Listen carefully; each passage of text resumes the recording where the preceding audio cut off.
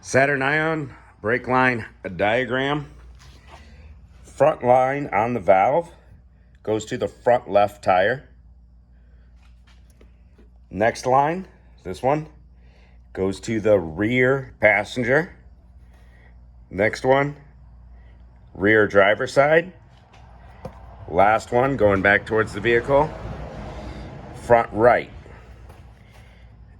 The one coming in through the back of the valve, the backmost, that one goes to the frontmost on the master cylinder.